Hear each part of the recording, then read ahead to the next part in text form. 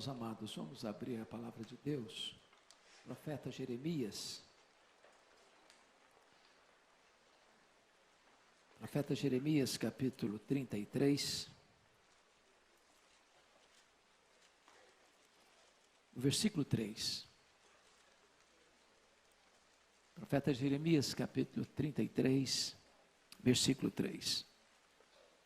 Diferentemente do que tem usado, normalmente expondo um texto, hoje eu não vou tratar de uma exposição, hoje eu vou tratar de um tema, de um assunto. Portanto, vou ler o texto para fundamentar o meu tema e buscar, em outras partes da Bíblia, fundamentação para isso. Nós chamamos isso de um sermão tópico. Então, peço que você leia comigo o versículo 3. Vamos juntos? Invoca-me e te responderei. Anunciar-te-ei coisas grandes e ocultas que não sabes. Eu quero conversar com os irmãos hoje sobre oração. Oração. Não há cristianismo sem oração. Não há vida cristã sem oração. Não há famílias fortes sem oração. Não há igrejas vivas sem oração. Não há avanço missionário sem oração. Não há poder espiritual sem oração. A oração é o oxigênio da igreja. É uma evidência de que você nasceu de novo, é quando você ora. A evidência de que você vai ser um crente maduro na fé, experiente com Deus e revestido de poder, é quando você ora. Hoje então eu quero conversar um pouco com vocês sobre esse assunto. Porque quando eu olho para a Bíblia, tanto no Antigo quanto no Novo Testamento, eu vejo o povo de Deus orando. Eu vejo, por exemplo, Abraão intercedendo por Ló, que estava em Sodoma, uma cidade condenada.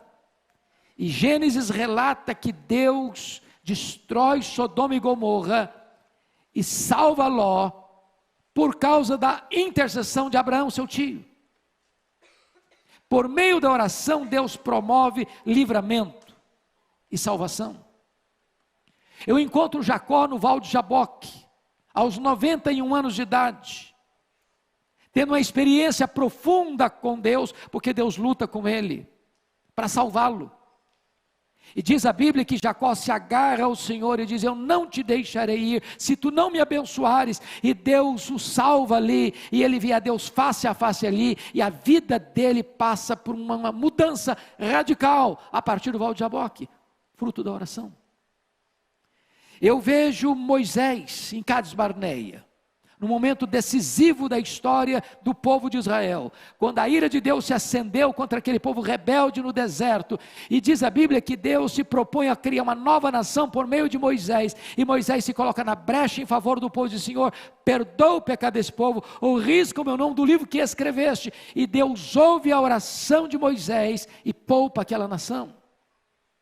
Eu vejo Ana, estéril, desprezada pela sua rival, mal compreendida pelo sacerdote Eli, não compreendida pelo seu marido Eucana, clamando a Deus por um milagre, para ser mãe. E diz a Escritura que Deus abriu a sua madre, que ela concebeu, que ela deu à luz a Samuel, o maior profeta, o maior sacerdote, o maior juiz daquela geração, fruto da sua oração. Eu vejo o seu filho Samuel se apresentando diante da nação de Israel, dizendo o seguinte: longe de mim pecar contra Deus, deixando de orar por vós. Eu vejo o rei Ezequias enfrentando dois problemas gravíssimos no seu reinado, aos 39 anos de idade, no apogeu do seu ministério, do seu reinado. Diz a Bíblia que ele estava com a doença mortal, e diz a Bíblia que a cidade dele, Jerusalém, estava cercada, entrincheirada por um poderosíssimo exército do maior império da época, o Império Assírio. E diz a Escritura que ele ora e ele chora diante de Deus, e Deus então ouve a sua oração, e Deus então responde rapidamente. Deus o cura de uma doença mortal, Deus liberta Jerusalém de um ataque terrível, de um exército expansionista e guerreiro, através da oração. Eu vejo Daniel orando a Deus, e Deus fechando a boca dos leões naquela cova. Eu vejo Daniel orando a Deus, e Deus enviando o arcanjo Miguel para lutar nas regiões celestes em favor de Israel. Eu vejo o grande estadista, o grande administrador, o grande reformador, Neemias, orando por Jerusalém, chorando diante de Deus, jejuando diante de Deus, e uma cidade que estava há 142 anos debaixo de escombros, se levantando das cinzas, fruto da oração.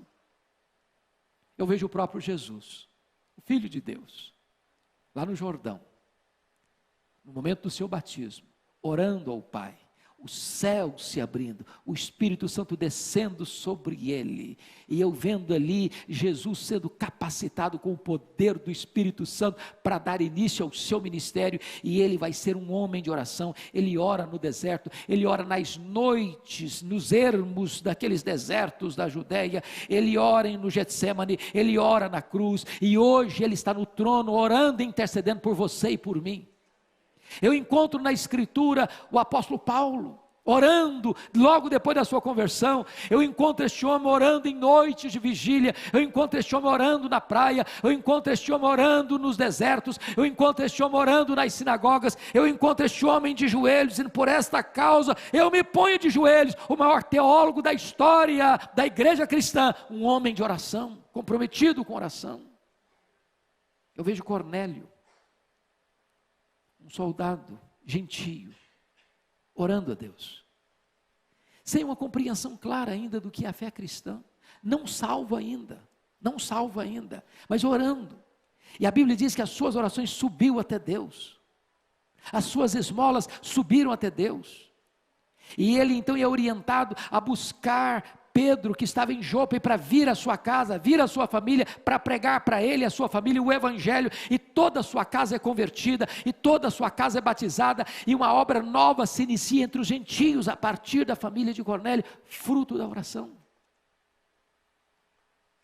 Eu vejo Lídia, uma empresária da cidade de Tiatira, morando na cidade de Filipos, tendo na sua casa uma reunião de oração. E a partir da sua casa e a partir daquela reunião de oração, uma igreja é estabelecida na Europa pela primeira vez, por causa de uma reunião de oração. Eu vejo a mulher Cirofenícia, com a filha endemoniada, rogando a Jesus: Senhor, socorre-me, tem compaixão de mim, porque o sofrimento da sua filha era o sofrimento da própria mãe, e então, resultado da oração daquela mulher, sua filha é liberta, a sua filha é curada. Eu vejo os discípulos de Jesus, no cenáculo, orando todos, unânimes, aguardando a promessa do Pai, o derramamento do Espírito. O Espírito Santo desce no Pentecoste para permanecer para sempre com a igreja, para revestir a igreja de poder, para o louvor da glória de Deus, avançando 10 dias, todos unânimes, em perseverança, e de repente, depois de 10 dias de oração, até chegar aos nossos dias, até chegar a você e a mim.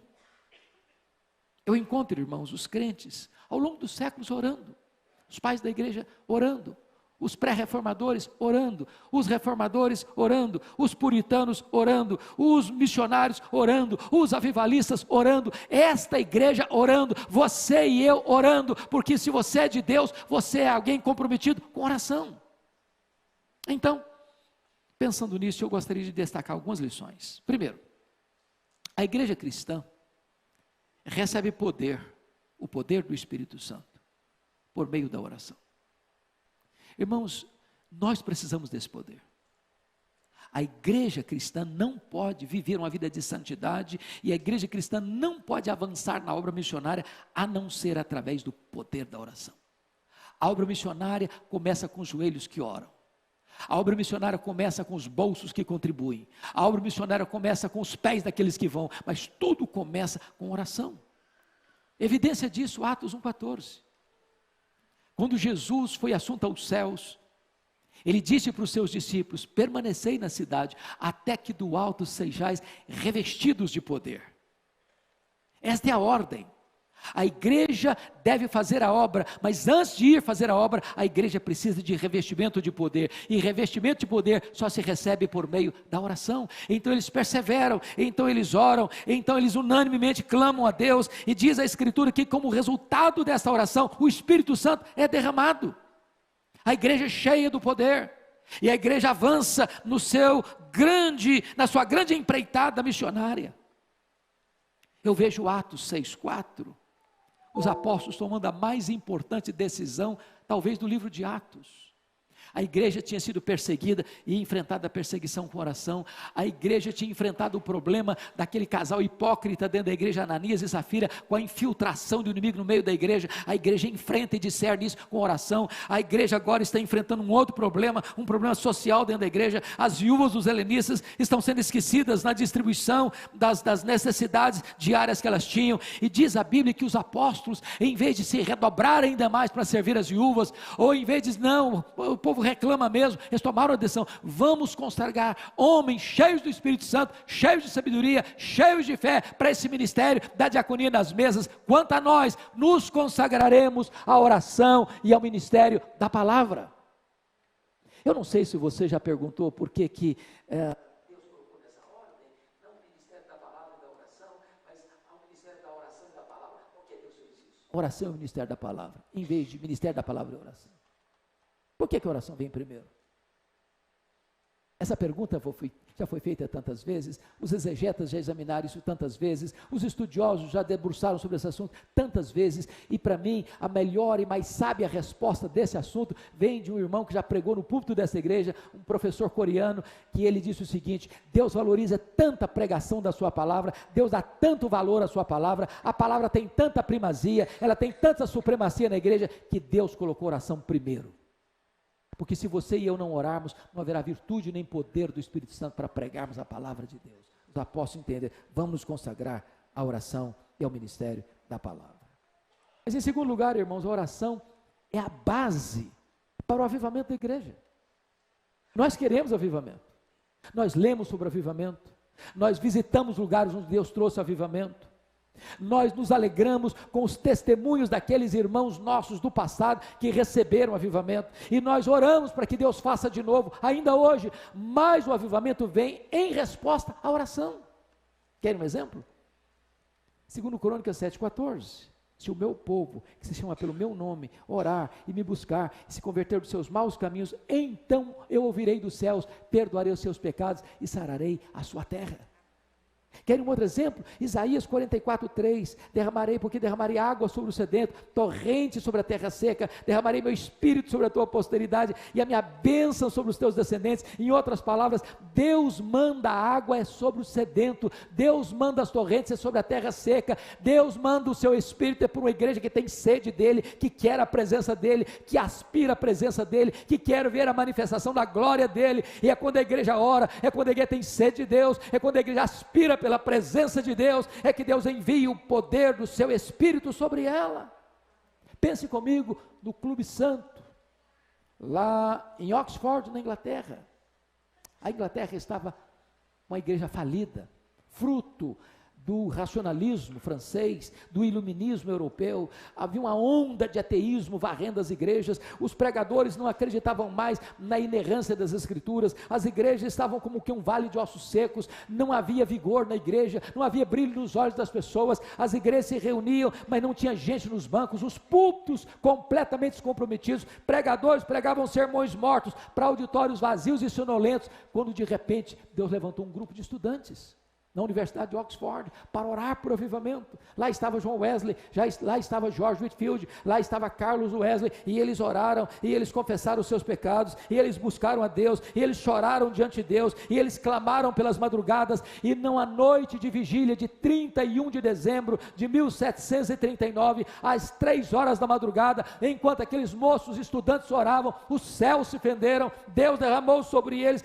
poderosamente o Espírito Santo, e este avivamento varreu toda a Inglaterra, centenas de milhares de pessoas convertidas, porque um grupo de estudantes começa a buscar a Deus em oração.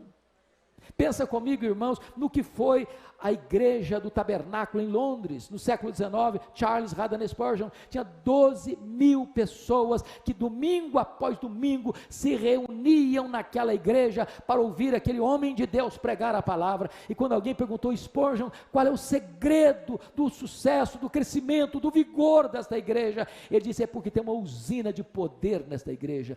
Toda segunda-feira essa igreja se reúne para orar, derrama-se diante de Deus em oração. Todo culto, quando eu estou pregando aqui, tem um grupo de irmãos aqui embaixo, orando, clamando, chorando, rogando a Deus para que revista esta igreja com o poder do Espírito Santo. Meus amados irmãos, não há poder, não há avivamento sem oração. Eu tive o privilégio de visitar Quacis-Abanto, na África do Sul, onde houve um dos grandes avivamentos deste século passado, 1966. E eu confesso aos irmãos que eu nunca vi, foi a experiência mais marcante da minha vida, no que tange a ver um sinal de avivamento. Nunca vi tanto ambiente de santidade, de beleza, da graça de Deus, como vi naquele local. Mas como é que começou? Com oração, com choro pelo pecado, com clamor à presença de Deus, até que o Espírito Santo foi derramado, copiosamente, e os cativos foram libertos, e os enfermos foram curados, e os feiticeiros iam correndo, chorando, confessando os seus pecados. Eu vi ali um templo para 15 mil pessoas, numa fazenda, com 3 cultos por dia, e caravanas do mundo inteiro ver o que Deus estava fazendo ali, fruto da oração. Mas em terceiro lugar, a oração, irmãos, é a base para a restauração de uma nação. Leia a história, e você verá isso. E eu vou lhes dar um exemplo. Acho que todos vocês já ouviram falar de Edwin Orr. Edwin Orr talvez seja o homem que mais estudou sobre avivamento no século passado. Esteve aqui no Brasil, no centenário da Igreja Presbiteriana. Este homem escreveu vários livros sobre avivamento. Num dos seus livros, ele relata a crise financeira e econômica que se abateu sobre os Estados Unidos nos idos de 1850. Naquela época, os bancos estavam falidos. Naquela época, os empresários entraram em crise. Naquela época, as estradas de ferro também faliram. As fábricas fecharam as suas portas. Milhões e milhões de trabalhadores desempregados. Como é que aquela crise foi superada? Como é que aquele povo se ergueu? E Edwin Orr começa a fazer uma relação muito estreita com a oração que começou a surgir naquele país. E ele relata que no dia 1º de julho de 1857, um homem chamado Jeremias Lampier, um homem de negócios, assumiu o posto de missionário urbano em Nova York. A sua denominação estava perdendo milhares e milhares de membros todos os anos. E então ele imprimiu um folheto e distribuiu esse folheto na cidade de Nova York. E ele convoca então homens, comerciantes, falidos, gente que estava passando tanta amargura e tanta angústia para vir orar no hotel onde ele estava hospedado, no dia 23 de setembro de 1857. Na primeira semana, tinha 6 homens orando uma vez por semana com ele. Na segunda semana, 40 homens vieram orar com ele naquela sala de hotel. A partir dali, não era mais uma vez semanal, era todo dia. Em 6 meses, tinha 10 mil homens de negócios orando em Nova York por um reavivamento. E este reavivamento chegou e varreu toda a América. Mais de 2 milhões de pessoas convertidas. Como fruto deste avivamento é que o missionário Ashbel Green Simonton sai dos Estados Unidos, chega aqui no Brasil no dia 12 de agosto de 1859 para plantar a Igreja Presbiteriana do Brasil. A Igreja Presbiteriana do Brasil nasceu sob o signo do avivamento, fruto de oração, de oração, de oração. Mas ainda, irmãos, quarto lugar, a oração muda circunstâncias. Há coisas que a oração não muda, os decretos de Deus são imutáveis, mas há coisas que Deus só faz em resposta à oração. É por isso que Tiago diz assim: nada tendes, porque nada pedis. Deus é soberano e podia agir independentemente da igreja, ele podia agir sem qualquer oração, mas ele, sendo soberano, resolveu dizer e decretar que algumas coisas só vão acontecer se o seu povo orar. E eu vou lhes dar alguns exemplos. Quando Moisés, em campo de batalha, estava lutando, o exército de Israel lutando contra os inimigos, diz a Bíblia que enquanto Moisés mantinha os seus braços estendidos, o povo de Deus prevalecia na batalha. Se as mãos dele caíam, cessando a oração, o povo era vencido pelos inimigos. Enquanto você ora, Deus tem vitória para a sua vida.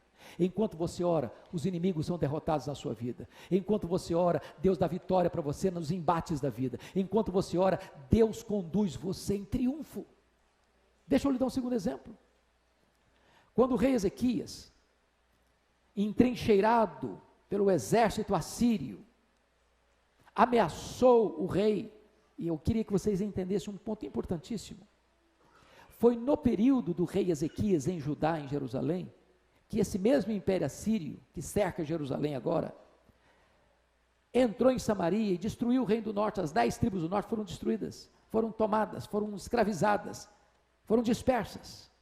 Ele derrotou aquelas 10 tribos do norte. Agora ele vem para as 2 tribos do sul, e entrincheira Jerusalém, o mesmo império, dominador, expansionista, guerreiro, sanguinário, e eles eram perversos, ninguém podia detê-los.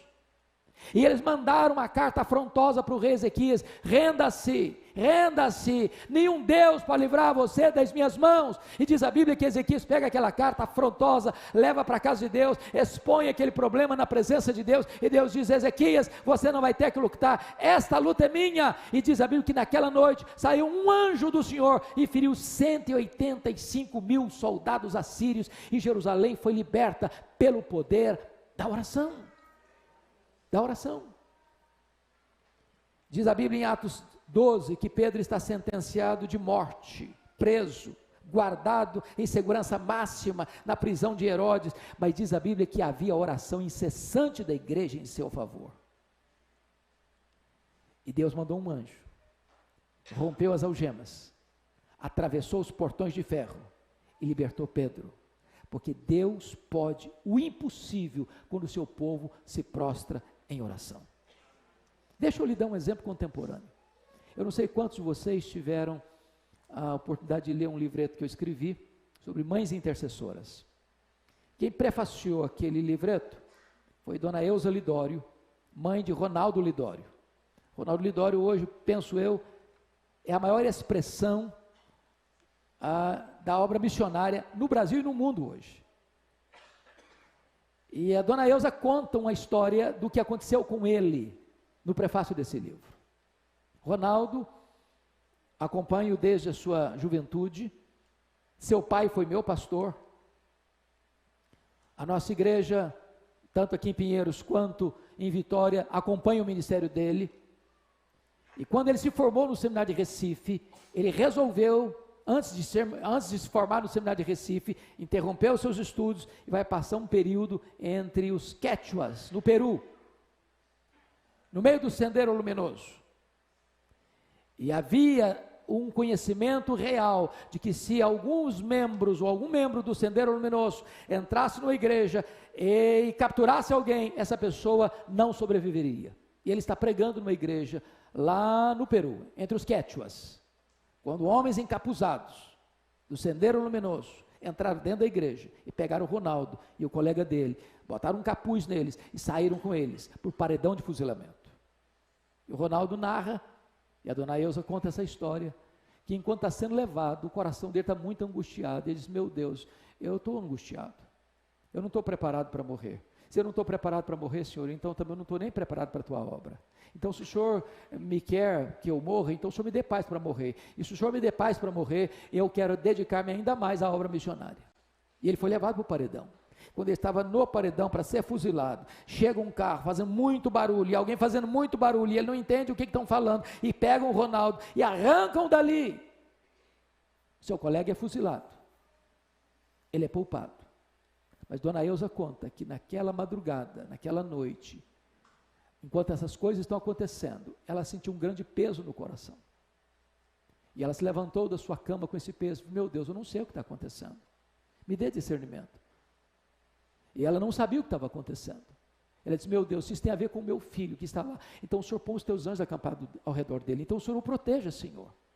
E naquele momento em que ele está sendo liberto do paredão do fuzilamento, tem uma mãe orando de joelhos pelo seu filho. Deus é o Deus que responde a oração. Deus é o Deus que traz livramento em resposta à oração. Mas em quinto lugar, irmãos, a oração nos capacita a enfrentar também os grandes dramas da vida. Eu não sei que tipo de drama você está enfrentando, que tipo de luta você está enfrentando, que tipo de decisão importante na vida você tem que tomar. Deus responde e traz livramento e portas abertas para você em resposta à oração. Está lá no Salmo 50, versículo 15. Invoca-me no dia da angústia, eu te livrarei e tu me glorificarás. Eu vejo Davi, essa é uma das cenas mais lindas da Bíblia. Davi está exilado em território filisteu. Seu sogro, rei Saul, quer matá-lo. E ele foge com 600 homens e as suas respectivas famílias. E é estabelecido na cidade de Ziclag. E de repente ele não está lá na cidade com seus homens, vêm os amalequitas. Eram os terroristas do deserto da época. Ninguém escapava das mãos daquelas pessoas. Eram os terroristas da época. E quando chegaram na cidade de Ziclag, botaram fogo na cidade, feriram a cidade, pegaram as mulheres, os filhos e as filhas, e levaram todos cativos com eles. Quando Davi chega naquela cena, juntamente com seus homens, ele vê a cena, ele chora, até não ter mais forças de chorar. Os seus homens aliados dele se rebelam contra ele, querem matá-lo, por causa dos seus filhos e das suas filhas, que foram levados cativos. E naquela situação de desespero, de abandono, de oposição, diz a Bíblia, que Davi se reanimou no Senhor seu Deus, e caiu de joelhos, e orou, e disse, oh meu Deus, perseguirei o bando, alcançá-lo-ei. Em outras palavras, Senhor, eu vou deixar o inimigo tomar, me dar de goleada, eu vou aceitar passivamente a decretação da derrota, ou eu vou reagir. E Deus diz para ele, reage Davi, porque tudo que o inimigo tomou de você, você vai trazer de volta. E ele ora, e Deus muda o cenário, e eles entram na peleja, e derrotam o inimigo, e tomam de volta seus filhos, suas mulheres, e seus bens, fruto da oração. Mas deixa eu lhes dar um exemplo mais contundente, o exemplo de Jesus. Diz a Bíblia que quando Jesus entrou no Getsemane, depois de inaugurar a nova aliança em seu sangue, partiu o pão, entregou o cálice, ele cantou um hino, e desceu para o monte das oliveiras, onde estava o jardim do Getsemane, prensa de azeite. Ele sabia que aquela seria a noite da traição, ele sabia que aquela seria a noite em que ele seria preso. Ele sabia que naquela noite ele seria entregue nas mãos dos sacerdotes. Ele sabia que naquela noite ele seria cuspido e esbordoado. Ele sabia que naquela noite ele seria acusado, condenado à morte. E quando ele entra no Getsemane, ele deixa 8 dos seus discípulos para trás. E ele pega Pedro, Tiago e João e diz, vocês vêm comigo. E quando ele está com esses 3 discípulos mais achegados, ele abre o coração para eles e diz assim, a minha alma está profundamente triste até a morte, ficai comigo, vigiai comigo. E diz a Escritura que ele sozinho avança para o interior do jardim, e lá ele prostra-se com o rosto no chão, e ora e chora, e ora e chora, e ora e chora, e diz, Pai, se possível passe de mim este cálice sem que eu beba, mas se não seja feita a tua vontade. Ele faz uma vez, ele faz 2 vezes, ele faz 3 vezes, ele alaga aquele chão com as suas lágrimas e com o seu sangue, mas quando ele se levanta dos joelhos, não tem mais angústia. A angústia foi embora. Ele se levanta forte, firme, resoluto. E ele enfrenta os homens que vêm prendê-lo, armados até os dentes, e é ele quem se apresenta e pergunta, quem buscais? A Jesus o Nazareno, pois sou eu, e caíram por terra. Ele enfrenta agora o sinédrio sendo cuspido e sendo esbordoado, e está firme como uma rocha. Ele enfrenta o pretório romano, Pilatos com a sua covardia, firme como uma rocha. Ele caminha pelas ruas de Jerusalém, as mulheres choram, e perguntam, por que vocês estão chorando por mim? Não chorem por mim, chorem por vocês, chorem pelos seus filhos. Ele é pregado naquela cruz, e transforma transforma aquele patíbulo de horror num palco da glória de Deus e da nossa salvação. Não tem mais angústia, vencida na oração, na oração. Mas eu quero concluir. A oração é o instrumento que Deus dá aos pais e às mães para ver os seus filhos de pé, sendo usados por Deus. Eu vejo uma mãe como Susana Wesley, que tinha 19 filhos, e que durante a sua vida, 1 hora por dia, a porta do quarto era trancada, e os seus filhos sabiam que não podiam interrompê-la. Ela estava de joelhos em favor dos seus filhos. Essa mulher deu ao mundo um dos grandes avivalistas da história, John Wesley.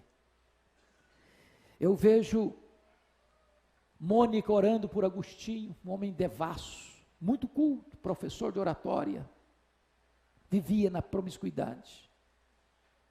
E como fruto das lágrimas e das orações da sua mãe, ele não só é convertido, mas é transformado no maior expoente da igreja do 5º século.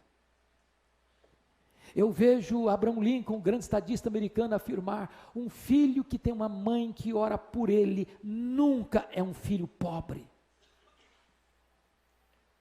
Eu vejo um pastor batista, com o pastor Tim Simbala, vendo a sua filha primogênita, adolescente, sair de casa, querendo curtir os banquetes do mundo, e o pai chorando em casa, e alguém ligando para ele, diz: desista dessa menina, desista dessa filha, ela não está nem aí com você. Ele diz: não posso abrir mão da minha filha, eu não posso desistir da minha filha. E então a igreja ora, e a igreja chora, e a igreja clama por ela, e Deus vai ao encontro daquela menina, desperta o coração dela, e ela volta quebrantada em lágrimas, de volta para casa, de volta para a igreja, de volta para Deus.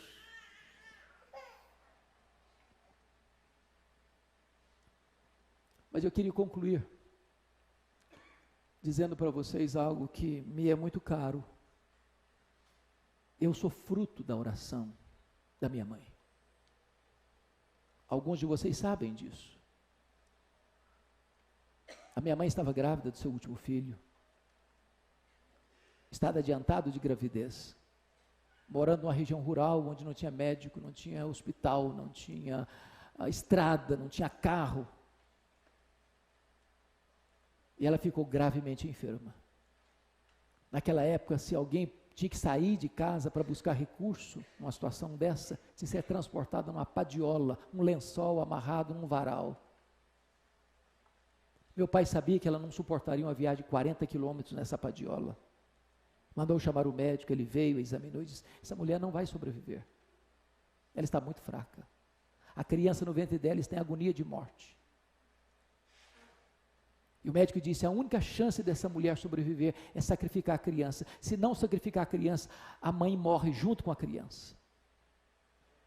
Quando esse dilema foi apresentado à minha mãe, ela tomou outra decisão. Ela disse: eu não abro mão desse filho. Estou pronta a morrer com ele, eu estou pronta a morrer por ele, mas eu não desisto dele. E ela, que era uma mulher rural, simples, praticamente analfabeta, caiu de joelhos, diz: meu Deus, se tu poupares a minha vida, se tu poupares o meu filho, eu quero consagrar esse filho para ti, para ser um pastor, para ser um pregador do evangelho. Deus ouviu a minha mãe, e eu nasci na roça, fui calçar meu primeiro par de sapatos com 8 anos de idade, saí de casa com 12 anos, na carroceria de um caminhão, para estudar, morando num barraco de tábua, dentro de um mangue, do lado de um prostíbulo. E a minha mãe nunca me contou esse propósito com Deus, porque não queria que eu fosse influenciado para o seminário. Meus sonhos eram outros. Até o dia que Deus botou a mão sobre mim, me chamou para o ministério. E eu entendo, irmãos, que não tem nada mais sublime neste mundo do que ser pastor, que ser pregador do evangelho. Se eu tivesse 10 vidas, gostaria de usá-las todas para a obra de Deus. Mas uma coisa me marcou profundamente, pastor Ival, no final da vida da minha mãe. Ela já estava muito enferma. Foi a última vez que eu a vi. Ela me chamou à parte e disse: meu filho, nesses anos todos, eu nunca deixei de me levantar da minha cama de madrugada e dobrar os meus joelhos e orar por você, para que Deus levantasse você, para que Deus capacitasse você, para que Deus desse graça a você para pregar a palavra de Deus. Eu abracei minha mãe, chorei com ela, disse: mamãe, só está me ensinando a lição mais importante da minha vida. A senhora está me ensinando que de fato um filho não é pobre, se tem uma mãe que ora por ele. Deus responde a oração de uma mãe, de um pai. E Deus levanta os seus filhos para serem bênção nessa geração. Nós precisamos conhecer o Deus que tem poder e o Deus que responde às orações do seu povo. Eu quero convidar você para ficar em pé. Eu quero pedir que o pastor Ival ore por nós nesse momento, colocando a nossa vida diante desse Deus que responde orações. Pastor, já ouvi essa história umas 10 vezes, toda vez que eu ouço eu choro.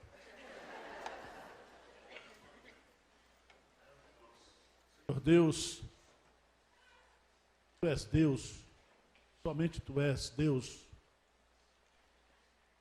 Tu és o Deus da aliança. Tu és o Deus que na sua condescendência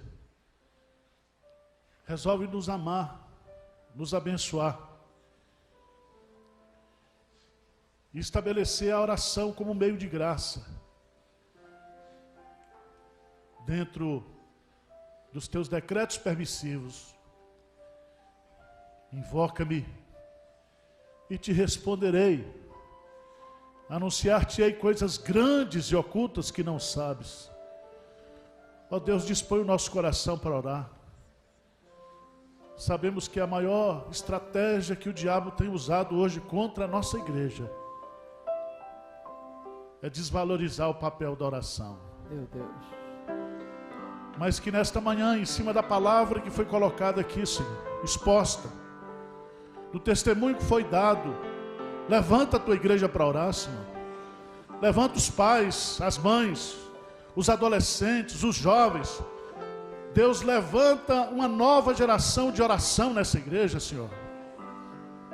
Porque o avivamento virá se os nossos adolescentes, se os nossos jovens se agarrarem contigo em oração, Pai.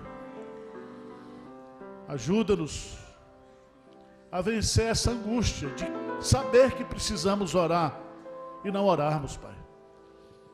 Derrama sobre nós, como está lá em Zacarias, o espírito de graça e de oração. Dispõe o nosso coração, Senhor, para buscar a Tua presença, a Tua face. E o resto o Senhor faz do jeito que o Senhor quiser. Porque a Tua vontade é boa, é perfeita e agradável. Muito obrigado por tudo. Em nome de Jesus. Amém.